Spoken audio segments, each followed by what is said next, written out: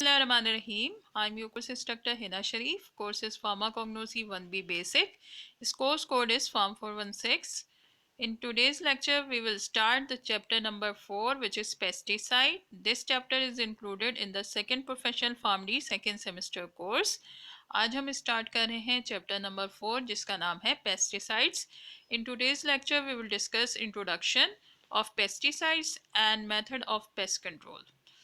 So we will start lecture. What is pesticides? Pesticides क्या होते हैं? These are the substances or agent used to control or eliminate pest. वो substance या वो agent जो कि पेस्ट को कंट्रोल करने के लिए या फिर एलिमिनेट करने के लिए यानी उनको किल कर देने के लिए रिमूव कर देने के लिए यूज़ हो, वो सब्सटेंस क्या कहलाते हैं? पेस्टिसाइड्स कहलाते हैं. अब हम देखते हैं कि पेस्ट बेसिकली क्या है. पेस्ट की क्या डेफिनेशन है? Pest is any plant, animal or microorganism that causes trouble, injury or destruction. Paste में बहुत वाइड टर्म है. ये एनिमल किंगडम के लिए भी यूज़ होती है और प्लांट के लिए भी यूज़ होती है. सो पेस्ट कोई भी प्लांट हो सकता है, जिस तरह डिफरेंट हर्ब्स हो जाती हैं. अनवांटेड प्लांट होता है. अगर आप कोई चीज़ ग्रो कर रहे हैं तो इन बिटवीन जो वाइल्ड ग्रोथ हो जाती है किसी भी प्लांट की जो कि रिक्वायर्ड नहीं होती, उनमें मोस्टली पैरासिटिक प्लांट होते हैं जो कि न्यूट्रिएंट्स को एब्जॉर्ब कर लेते हैं. और जो आपकी रिक्वायर्ड क्रॉप होती है, मेडिसिनल प्लांट होता है, उसके जो भी न्यूट्रिएंट्स होते हैं वो क्या होते जाते हैं, डेफिशिएंट हो जाते हैं या फिर क्या करते हैं, उनमें एज अ पैरासाइट ग्रो करते हैं और उनको डैमेज कर देते हैं. सो एनी प्लांट और एनिमल में हमारे पास डिफरेंट एनिमल्स काउंट हो सकते हैं. फॉर एग्जांपल अगर कहीं कल्टीवेशन की जा रही है, कहीं एग्रीकल्चर है किसी मेडिसिनल प्लांट का या फिर किसी न्यूट्रिशनल क्रॉप का, तो वहाँ पर डिफरेंट एनिमल्स ऐसे होते हैं जो उसको हार्म पहुँचाते हैं. लाइक डिफरेंट इंसेक्ट्स होते हैं. ग्रास होपर अटैक आपने सुना होगा. इसके अलावा डिफरेंट प्लांट के लार्वा जो होते हैं वो बहुत डेंजरस होते हैं, वो प्लांट को डैमेज कर देते हैं. तो इसमें डिफरेंट इंसेक्ट्स हैं, डिफरेंट एनिमल्स हैं. इसके अलावा स्मॉलर एनिमल भी है. रोडेंट की एग्जाम्पल है रैट्स या फिर रैबिट्स जो होते हैं, वो नॉर्मली जो न्यूट्रिशनल जो भी क्रॉप्स होती हैं उनको डैमेज करते हैं. तो वो भी क्या कहलाएंगे? एक तरह के पेस्ट कहलाएंगे. और माइक्रो ऑर्गेनिज्म, अगर माइक्रो ऑर्गेनिज्म का वहाँ पर अटैक हो जाए तो क्या करते हैं, जिस तरह से ये ह्यूमन में इन्फेक्शन कॉज करते हैं, सिमिलरली प्लांट में भी डिफरेंट इन्फेक्शन कॉज करते हैं और उनको हार्म प्रोड्यूस करते हैं. सो इसमें एनी प्लांट हो गए या फिर एनिमल्स हो गए, जिसमें हमने देखा लार्जर और स्मॉलर एनिमल्स इंक्लूडेड होते हैं या फिर इंसेक्ट्स इंक्लूडेड होते हैं या फिर माइक्रो ऑर्गेनिज्म जो कि कॉज करें ट्रबल, ठीक है, प्रॉब्लम कॉज करते हैं, इंजरी कॉज करते हैं या फिर डिस्ट्रक्शन कॉज करते हैं. तो हमने देखा पेस्ट एक तरह से हमारे पास वो प्लांट एनिमल्स और माइक्रो ऑर्गेनिज्म है जो किसी भी क्रॉप को, एग्रीकल्चर को जो है वो नुकसान पहुंचाते हैं, चाहे वो किसी भी न्यूट्रिशनल एग्रीकल्चर की बात हो, जिस तरह वीट है, राइस है, मेज़ है, या फिर कोई मेडिसिनल प्लांट की आप कल्टीवेशन करना चाहें तो उसको भी डैमेज करते हैं. तो ये सारी कंपाउंड पेस्ट कहलाते हैं. दूसरा प्रोस्पेक्टिव क्या है? पेस्ट जो है डिफरेंट आपके पास ऐसे इंसेक्ट्स होते हैं, माइक्रो ऑर्गेनिज्म होते हैं जो कि नॉर्मल अर्बन एरियाज के अंदर भी बहुत ज़्यादा इंजरी या ट्रबल कॉज करते हैं. लाइक मस्कीटोज हैं. मस्कीटोज नॉर्मली जो है मलेरिया का बायस होते हैं. इनकी सम स्पीशीज, सिमिलरली डेंगू का केस है, तो वो भी एक तरह के हमारे पास क्या कहलाएंगे? पेस्ट कहलाएंगे. इसके अलावा कॉकरोचेस है, माउस है, रैट है. तो ये सारी चीज़ें जो अर्बन एरियाज में होती हैं जो ह्यूमन को भी हार्म पहुंचाती हैं वो भी पेस्ट काउंट होती हैं. तो हम यहाँ पर क्योंकि बात कर रहे हैं जनरली मेडिसिनल प्लांट की, तो हम इस पर्सपेक्टिव से बात करें. अदरवाइज जो भी चीज़ें हार्म पहुंचाएं या इंजरी कॉज करें, जिसमें डिफरेंट इंसेक्ट्स हों, चाहे वो घरों में नुकसान पहुंचाएं, चाहे वो क्रॉप्स को नुकसान पहुंचाएं, वो सारी चीज़ें क्या कहलाती है? पेस्ट कहलाती है. इसकी एग्जांपल्स में इंसेक्ट्स हैं, जैसे मैंने आपको बताया डिफरेंट इंसेक्ट्स होंगे. बैक्टीरियाज हो सकते हैं क्योंकि क्या करते हैं, ये इन्फेक्शन कॉज करते हैं. फंजाई होंगे, फंगस होती है, अगर किसी न्यूट्रिशनल प्लांट में लग जाए तो क्या करती है, उसको हार्म प्रोड्यूस करती है, उसमें इंजरी प्रोड्यूस करती है, फंगल इन्फेक्शन हो जाता है. सिमिलरली रेड्स हैं, अगर किसी फूड को किसी जगह पे स्टोर किया गया हो या इवन अगर वो क्रॉप में ग्रो कर रही हो तो रेड्स जो होते हैं उसको बहुत ज़्यादा हार्म करते हैं. तो ये सारे जो पेस्ट हैं जनरली ये जो है आपकी डिफरेंट क्रॉप्स को या डिफरेंट स्टोर्ड फूड या मेडिसिनल प्लांट को क्या करती है? हार्म प्रोड्यूस करती है. सिमिलरली वीड्स हैं. वीड्स स्मॉलर प्लांट्स को कहते हैं जो जड़ी बूटियां हो जाती हैं जो कि रिक्वायर्ड नहीं होती. तो उनमें एग्जाम्पल है रगवीट की और पॉइजन आइवी की. जनरली ये ग्रो कर जाती है, वाइल्ड ग्रोथ इनकी होती है और ये रिक्वायर्ड प्लांट नहीं होते हैं और इनको जो है एज अ पेस्ट कंसिडर किया जाता है. So this is the general term in which paste can be define और पेस्ट कैन बी डिस्क्राइब। सो वो एजेंट जो इन सारे पेस्ट को कंट्रोल करे वो सब्सटेंस वो क्या कहलाएगा, पेस्टिसाइड कहलाएगा। तो ये हम पेस्टिसाइड्स को दो तरीकों से यूज़ कर सकते हैं। प्रिवेंशन के लिए अगर हम पहले पेस्टिसाइड का स्प्रे कर दें तो क्या हो जाएगा, प्रिवेंशन हो जाएगी और जो इंसेक्ट अटैक करने जा रहा होगा तो उसके चांसेस बहुत कम हो जाएंगे। ये हमारा केस हो जाएगा प्रिवेंशन का। और अगर अटैक हो गया वंस, अगर किसी क्रॉप पे या एग्रीकल्चर पे किसी भी लार्वा का या किसी इंसेक्ट का, और उसके बाद आपने जो स्प्रे किया तो वो क्या करेंगे, कंट्रोल करेंगे उस स्टेज पे। तो प्रिवेंशन के लिए भी और कंट्रोल के लिए, दोनों पर्पस के लिए पेस्टिसाइड्स को यूज़ किया जाता है। Now methods of pest control. Paste मैंने आपको बताया था जनरली प्लांट भी हो सकते हैं, डिफरेंट एनिमल्स भी हो सकते हैं, माइक्रो ऑर्गेनिजम्स भी हो सकते हैं। तो उनको कंट्रोल करने के लिए जनरल मैकेनिज्म्स क्या होते हैं, तो उसमें सबसे पहले ए जो है वो नेचुरल कंट्रोल है और बी जो है वो आर्टिफिशियल कंट्रोल है। नेचुरल कंट्रोल मेथड जो है वो प्री प्रेडेटर रिलेशनशिप है। आपको पता है कि एक इकोसिस्टम के अंदर एक फूड साइकिल एग्जिस्ट करती है, एक एनिमल दूसरे एनिमल को एज अ फूड यूटिलाइज करता है। इसकी वजह से स्पीशीज भी कंट्रोल में रहती है, किसी चीज़ की ओवर ग्रोथ नहीं होती। तो अब जो एक पेस्ट है वो दूसरे पेस्ट को यूटिलाइज कर लेता है एज अ फूड, जिसकी वजह से उनकी जो क्वांटिटी है वो इंक्रीज नहीं होती। तो इस प्री और प्रीडेटर रिलेशनशिप की वजह से नेचुरली कंट्रोल हो जाता है पेस्ट का, उसकी क्वांटिटी इंक्रीज नहीं हो पाती। सेकेंडली इन्वायरमेंटल फैक्टर्स होते हैं, बहुत सारे केसेस में इन्वायरमेंटल फैक्टर्स में ह्यूमिडिटी है, टेम्परेचर है, तो ये सारी चीज़ें जो है वो इफ़ेक्ट करती हैं ग्रोथ ऑफ डिफरेंट पेस्ट को। ये जो सारे टेम्परेचर, रेनफॉल भी हो गया और दूसरे नेचुरल फैक्टर्स भी हो गए, तो ये बेसिकली क्या करते हैं, ये भी कंट्रोल करते हैं। इसमें बहुत सारे पेस्ट ऑटोमेटिकली जो है उनकी किल हो जाते हैं, इसकी वजह से उनकी क्वांटिटी को या उनके नंबर्स को कंट्रोल किया जा सकता है।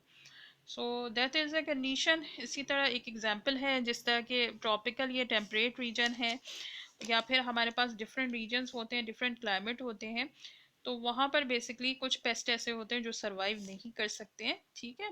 तो these are basically different environmental condition जो कि इनकी क्वांटिटी को वैसे ही कंट्रोल कर लेती हैं और इन्वायरमेंटल फैक्टर्स की वजह से उनकी ओवर ग्रोथ नहीं हो पाती। So these are the natural growth mechanism, और ये नेचुरल कंट्रोल है। नेचुरल कंट्रोल बेसिकली क्या होंगे, इसमें ह्यूमन का कोई भी रोल नहीं होगा। नेचुरली जो एक क्लाइमेट है, एक इकोसिस्टम है, फूड चेन है, एनवायरमेंटल कंडीशंस है, ये खुद ब खुद जो होती है ऑटोमेटिकली क्या करेंगी, पेस्ट की क्वांटिटी को कंट्रोल में रखती है। So this is called natural control, जो कि नेचुरली एग्जिस्ट करता है और एक बैलेंस मेंटेन करता है in the ecosystem. Now second one is called artificial control. Artificial control जो है it is developed by man. इसमें डिफरेंट कैटेगरीज हैं। Like number one is agricultural control, इसमें डिफरेंट एग्रीकल्चर मेथड होते हैं। Number two is chemical control, जिसमें different chemical agents को use किया जाता है पेस्ट को कंट्रोल करने के लिए। Number three is biological control, इसमें डिफरेंट ऑर्गेनिजम्स को यूज़ किया जाता है या एनिमल्स को यूज़ किया जाता है। Number fourth is mechanical control. Mechanical control में बेसिकली दो तरीके होते हैं, या तो लेबर यूज़ की जाती है, ह्यूमन लेबर को यूज़ किया जाता है, या फिर डिफरेंट डिवाइसेस को यूज़ किया जाता है कंट्रोल करने के लिए पेस्ट को। तो अब ये जो पेस्ट है इसको कंट्रोल करने के लिए हम वन बाय वन सारे मेथड्स को देखते हैं। First one is agriculture control. Agriculture control में नॉर्मली जो भी आप ग्रो करने जा रहे होते हैं मेडिसिनल प्लांट को या किसी क्रॉप को, उसमें क्या क्या चीज़ें होती हैं, कौन से ऐसे प्रिकॉशंस या स्टेप्स अडॉप्ट करने होते हैं जिसकी वजह से आप पेस्ट को कंट्रोल कर सके। एग्रीकल्चर कंट्रोल का जो ओल्डेस्ट अप्रोच है उसमें क्या किया जाता है, डीप प्लगिंग की जाती है। जो भी लैंड है जिसमें आप ग्रो करने जा रहे हो उसको बहुत अच्छी तरह से उसकी खुदाई की जाती है, डिगिंग की जाती है। तो डीप डिगिंग की वजह से क्या होती है, सॉइल भी फर्टाइल हो जाती है, और अगर सॉइल के अंदर कोई लार्वा एग्स वगैरह जो है वो एग्जिस्ट करते हैं किसी इंसेक्ट के, या फिर रूट्स प्रेजेंट होती हैं किसी भी अनवांटेड हर्ब्स की, शर्ब्स की, जो कि वहाँ पे ग्रो कर रही हूँ एज अ वाइल्ड, तो वो क्या होता है, डीप डिगिंग के थ्रू क्या करते हैं, वो रिमूव हो जाते हैं। तो इसमें ये चांसेस हो जाते हैं कि जो आपकी जो क्रॉप है जो इन फ्यूचर जो है एग्रीकल्चर में जो है वो ग्रो की जाएगी, वो उनके अटैक से क्या हो जाती है, प्रोटेक्ट हो जाती है। तो डीप डिगिंग से क्या होता है, एक तो सॉइल भी फर्टाइल हो जाती है, और दूसरी ये सारी चीज़ें एग लार्वा या फिर डिफरेंट अनवांटेड रूट्स जो होती हैं, प्लांट जो होते हैं जो ग्रो कर रहे होते हैं, वो रिमूव हो जाते हैं। So this is agriculture control. इसके अलावा क्रॉप की रोटेशन की जाती है। वंस से अगर एक क्रॉप को ग्रो किया गया एक लैंड में, तो फिर उसको किसी दूसरे लैंड में ग्रो किया जाता है। तो इस तरीके से क्या होता है कि आप क्रॉप की रोटेशन कर देते हैं ताकि जो भी इंसेक्ट्स हैं या जो लार्वा हैं जो यूज टू हो गए हैं कि यहाँ पर ये वाली क्रॉप जो है वो कल्टीवेट होती है, तो वो कंफ्यूज हो जाते हैं, फिर वो वहाँ पे अटैक नहीं करते। तो क्रॉप की रोटेशन कर दी जाती है, किसी दूसरे लैंड में उसको ग्रो किया जाता है। सिमिलरली उसकी एनवायरमेंटल कंडीशन को चेंज कर दिया जाता है। फॉर एग्जाम्पल उनको शेड प्रोवाइड कर दिया गया या इस तरह की कोई कंडीशन हो गई, तो यहाँ पर एनवायरमेंटल कंडीशन को चेंज कर दिया जाता है। So these are the agriculture approaches, जो ओल्डेस्ट अप्रोचेज हैं। ये जनरल प्रोसीजर है जो कि नॉर्मली किसी भी प्लांट को ग्रो करने के लिए यूज़ किए जाते हैं। इसके अलावा हम हमारे पास क्योंकि बहुत सारी लेटेस्ट एडवांसमेंट आ गई है, नई टेक्नोलॉजी आ गई है, तो डिफरेंट एडवांस टेक्निक्स भी यूज़ होती हैं, जिसमें हमारे पास क्या पर्पज़ होता है हमारा, कि हम एक ऐसी प्लांट की ब्रीड प्रोड्यूस करें जो कि पेस्ट रेजिस्टेंस हो, जिसके अंदर पेस्ट रेजिस्टेंस प्रेजेंट हो। तो इसमें बेसिकली एडवांस टेक्निक्स में पेस्ट रेजिस्टेंस प्लांट स्पीशीज़ को प्रोड्यूस किया जाता है, और इसमें different advance plant breeding techniques use की जाती हैं, जिसकी एग्जांपल है hybridization, mutation, polyploidy and biotechnical manipulation. So ये सारी टेक्निक्स यूज़ की जाती हैं for producing a pest resistance plant species और ब्रीड। हाइब्रिडाइजेशन में बेसिकली क्या होता है, this is the process of combining different varieties of organism to produce और create a new hybrid.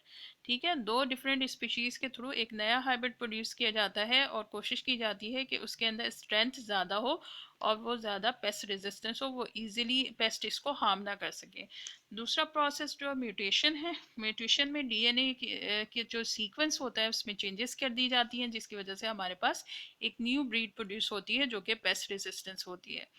Polyploidy में ऑर्गेनिज्म एक ऐसे ये भी जेनेटिक चेंजेस होती हैं, इसमें ऐसे ऑर्गेनिज्म को प्रोड्यूस किया जाता है जिसमें more than 2 sets of chromosomes present होते हैं, और इसके अंदर पेस्ट रेजिस्टेंस पावर जो होती है वो स्ट्रॉन्ग होती है।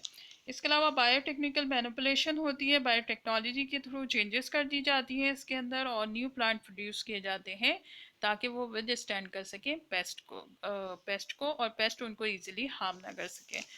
So these are the advanced techniques which are used in the agriculture control to control any pest. So this was the first class. Now second class classification of is chemical control. Chemical control में different chemical agents को use किया जाता है paste को control करने के लिए, जो दो तरह के से एक्ट करती हैं, या तो ये किल कर देते हैं पेस्ट को या फिर प्रोटेक्ट करते हैं अगेंस्ट पेस्ट अटैक। अगर लैंड पे पहले से इसका स्प्रे कर दिया जाए तो it will protect the paste attack. So examples इसकी है इंसेक्ट रिपेलेंट, रिपेलेंट जो इंसेक्ट को रिपेल करें, जो दूर कर दें लैंड से। और इसमें दूसरे अट्रैक्टेंट्स भी होते हैं, कुछ ऐसे पॉइजन भी होते हैं जो कि इंसेक्ट को अपनी तरफ अट्रैक्ट करते हैं, इंसेक्ट उसको कंज्यूम करता है या फिर उसके फ्यूम्स को इनहेल करता है और ऑटोमेटिकली उसकी डेथ हो जाती है। तो ये जो है बेसिकली अट्रैक्टेंट्स भी होते हैं, और ये भी एक मैकेनिज्म होता है टू कंट्रोल पेस्ट। इसी तरह फ्यूमिगेंट्स होते हैं, फ्यूम्स के थ्रू नॉर्मली ये एनक्लोज्ड एरिया में यूज़ किए जाते हैं, जैसे मैंने आपको बताया था अर्बन एरिया में मस्कीटो या कॉकरोचेस या रेड या इस तरह की किसी इंसेक्ट्स का जब प्रॉब्लम होता है तो उसको फ्यूमिगेशन के थ्रू रिमूव किया जाता है। इसके अलावा टर्माइट्स भी है जिसको दीमक कहते हैं, उसको भी फ्यूमिगेशन के थ्रू कंट्रोल किया जा सकता है। इसके अलावा हमारे पास डिफरेंट इंसेक्टिसाइडल स्प्रेज होते हैं जो इंसेक्ट्स को किल कर देते हैं, और जनरली पेस्टिसाइड की टर्म यूज़ की जाती है। इसके अलावा हमारे पास बायो पेस्टिसाइड्स भी यूज़ किए जाते हैं। बायो पेस्टिसाइड बेसिकली हमारे पास एक न्यू टर्म है, न्यू ग्रुप ऑफ कंपाउंड्स होते हैं, ये पेस्टिसाइड्स होते हैं या बायो पेस्टिसाइड्स कहलाते हैं, और इसके अंदर नेचुरल केमिकल प्रेजेंट होते हैं और जो कि इंसेक्ट से ऑब्टेन किए जाते हैं, बिल्कुल इंसेक्ट्स की रिजेम्बलेंस रखते हैं। इसमें इंसेक्ट्स के अंदर इंसेक्ट ग्रोथ रेगुलेटर्स होते हैं जो कि मेटामॉर्फोसिस का प्रोसेस परफॉर्म करते हैं। आपको पता है एक इंसेक्ट जो होता है फर्स्टली वो एग से किस में कन्वर्ट होता है, लार्वा में। लार्वा मैंने आपको बताया था बहुत हार्मफुल फॉर्म है। लार्वा जो बेसिकली क्या करते हैं, डैमेज करते हैं डिफरेंट क्रॉप्स को। तो उसके बाद उसका जो स्टेज होता है वो प्यूपा स्टेज होता है, देन मेच्योर इंसेक्ट फॉर्म होता है। तो ये कंप्लीट एक मेटामॉर्फोसिस का प्रोसेस है। तो बायोपेस्टिसाइड्स की एक एग्जांपल है विच इज़ कॉल्ड मीथोप्रिन। मीथोप्रिन क्या करती है कि जो इसका मेटामॉर्फोसिस है उसको एक लेवल पे सीज कर देती है। जब एग से लार्वा प्रोड्यूस होते हैं तो लार्वा के बाद जो प्यूपा स्टेज होती है वो इसको इनहिबिट करती है, जिसकी वजह से जो लार्वा होता है वो मेच्योर होता जाता है, उसमें मोटलिंग शुरू हो जाती है, यानी कि उसकी जो स्किन होती है वो थिकन होने लगती है, और अल्टीमेटली वो प्यूपा में कन्वर्ट नहीं हो पाता, और इसकी वो बेसिकली डेथ हो जाती है। सो बायोपेस्टिसाइड इस तरह से इंसेक्ट्स के जो ग्रोथ रेगुलेटर्स हैं उनको इंटरफेयर करते हैं, उनको इनहिबिट करते हैं और इस तरीके से किसी भी पेस्ट को किल कर देते हैं। So these are the mode of action of the pesticides in chemical control. Now biological control ये थोड़ी यूनिक अप्रोच है, ये नेचुरल अप्रोच यूटिलाइज की जाती है इसमें। इसमें दो तरीके हैं, बायोरेशनल पेस्टिसाइड्स को ये यूज़ किया जाता है, इसके लिए जो टर्म यूज़ होती है, दूसरी सेमियो केमिकल्स को यूज़ किया जाता है। बायोरेशनल पेस्टिसाइड्स में बेसिकली क्या किया जाता है, डिफरेंट प्रीडेटर्स हैं। फॉर एग्जांपल अगर रेट्स हैं तो वहाँ पर कैट को यूज़ किया जाएगा उसको ख़त्म करने के लिए, तो वो प्रीडेटर्स कहलाएंगे उसकी। तो प्रीडेटर्स को यूज़ किया जाता है ताकि ऑटोमेटिकली ये प्रीडेटर्स जो है जो उसको कंज्यूम कर सकते हैं एज अ फूड, वो कंट्रोल कर लें किसी भी पेस्ट को। इसी तरीके से डिफरेंट पैरासाइट्स जो कि इन हर्ब्स को, स्पेसिफिक हर्ब को टारगेट करें और फिर क्या करें, उन हर्ब्स को ही डैमेज करें। तो इनका एक्शन स्पेसिफिक होना चाहिए, वो पूरी क्रॉप को या पूरे एग्रीकल्चर को हार्म ना करें। तो डिफरेंट प्रीडेटर्स को यूज़ किया जाता है, पैरासाइट्स को यूज़ किया जाता है। इसके अलावा वीट फीडिंग इन्वर्टिब्रेट्स को यूज़ किया जाता है, इन्वर्टिब्रेट एनिमल्स को यूज़ किया जाता है जो कि डिफरेंट प्लांट्स को, जो कि जड़ी बूटियाँ होती हैं जो अनवांटेड होती है, उसी को स्पेसिफिकली यूज़ करें। इसके अलावा माइक्रो ऑर्गेनिज्म का भी केस है। लाइक माइक्रो ऑर्गेनिज्म एक एग्जाम्पल है बेसिलस थॉरिनजेनेसिस। बेसिलस थॉरिनजेनेसिस बेसिकली किल करता है बटरफ्लाई और मॉथ्स के लार्वा को। जब मैंने आपको इंसेक्ट्स की डिस्ट्रक्शन बताई थी तो बताया था कि मॉथ्स के लार्वा जो होते हैं वो सबसे ज़्यादा डैमेज कॉज करते हैं, खासतौर पर जब स्टोर्ड फूड होता है। तो बेसिलस थॉरिनजेनेसिस बेसिकली क्या करता है, इसके लार्वा को किल कर देता है। So this is the biorational pesticide जिसमें प्रीडेटर्स को यूज़ किया जाता है या ऐसे हार्मफुल एजेंट्स को, लिविंग ऑर्गेनिजम्स को यूज़ किया जाता है ताकि वो उन पेस्ट को किल कर दें या कंट्रोल करें। इसके अलावा सेमी केमिकल्स यूज़ किए जाते हैं। बेसिकली ये biologically drive pest control agent होते हैं, यानी कि अगर इंसेक्ट्स हैं तो इंसेक्ट्स से ही ड्राइव किए जाते हैं। जो लाइक फीरोमोन्स, एलोमोन्स एंड कायरोमोन्स, इसको आप हार्मोन्स कह सकते हैं। बेसिकली ये सिग्नलिंग हार्मोन्स होते हैं इंसेक्ट्स के अंदर, और इनका पर्पस क्या होता है कि ये अट्रैक्ट करते हैं या सिग्नल देते हैं डिफेंस सिस्टम जो होता है इंसेक्ट्स का, तो जो उनको एनिमीज से अलर्ट करे या फिर इन्वायरमेंटल कंडीशन हो, उन सारी चीज़ों को जज करने के लिए, फूड कहाँ पर है। तो बेसिकली ये सारा सिग्नल मैकेनिज्म जो होता है वो इन हार्मोन्स के थ्रू कंट्रोल होता है। तो इनको भी पेस्ट को किल करने के लिए कंट्रोल किया जाता है, इसको सेमियो केमिकल्स किया जाता है। तो बेसिकली ये हार्मोन्स जो हैं ये अट्रैक्ट करते हैं और साथ साथ क्या करते हैं, उन्हीं इंसेक्ट्स को अट्रैक्ट करते हैं और फिर उन्हें रिटार्ड कर देते हैं, उनमें डिस्ट्रॉफी का जो है वो प्रोड्यूस करते हैं। सो जनरली इनके प्रोसीजर क्या थे, सिग्नल मैकेनिज्म, लेकिन अगर आप इसको सेपरेटली यूज़ करेंगे, फिरोमोन्स को, एलोमोन्स को, ये क्या करेंगे, इन्हीं इंसेक्ट को अट्रैक्ट करेंगे, उनको रिटार्ड कर देंगे और डिस्ट्रॉय कर देंगे।